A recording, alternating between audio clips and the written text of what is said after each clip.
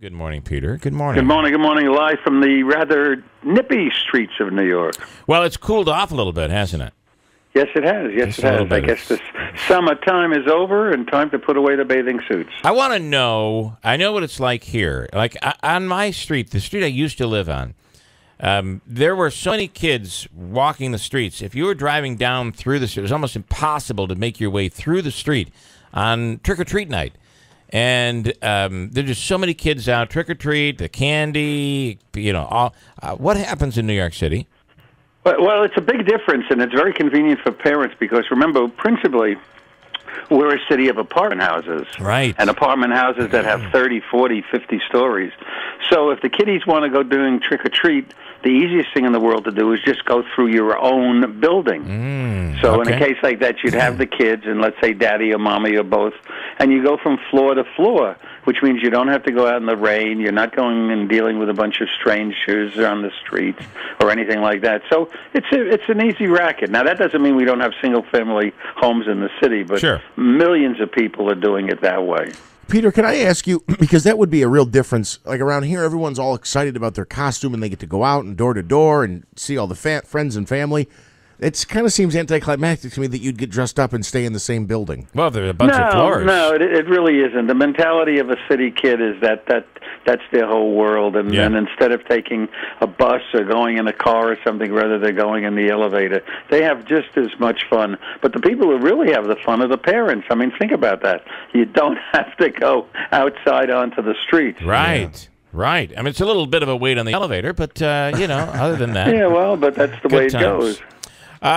Delivery of mail in New York City is at its worst in history. Is that do you believe that? Yeah. It's really getting very, very bad, and it's a way. It's kind of bad, or it's tough to be harsh on the post office department because you can imagine the amount of mail.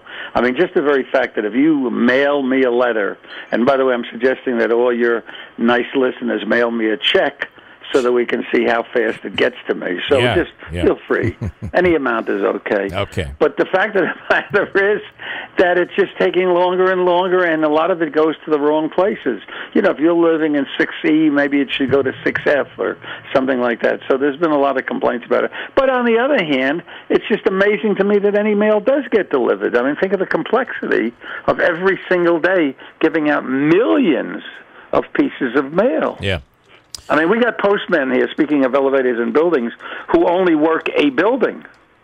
The building itself is so big that they don't have to go out either. They just get the mail dumped off, and then it's their job to kind of distribute it. So that's a little bit of an easy racket. I want to ask you about the Starbucks on 86 in Columbus, hit by the Department of Health on Friday afternoon. What happened? Yeah, inexcusable. I mean, it really is. If maybe the local mom and pop store gets a little seedy, they get a citation or something, well, it kind of happens. But for a Starbucks, give me a break. And that's one of the major ones there. Yeah. And the funny thing about it is that the former CEO has been really attacking Trump. I can't think of the guy's name offhand. And so, in the meantime, Howard Schultz, which he wants to attack Trump, that says business, of course. But, maybe you ought to keep his stores a little bit cleaner. And by the way, if Starbucks advertises on you, I'm sorry for that. No, does he think that, is he trying to claim that they were shut down because of Trump? No, there's no car. I'm making the connection. Got it. I'm just saying, well, he's shooting off his mouth about something. He should be taking care of his stores. And you'll say, well, wait a minute, they got thousands of stores. Doesn't make any difference. It's inexcusable that a Starbucks gets shut down by the health department. Yeah.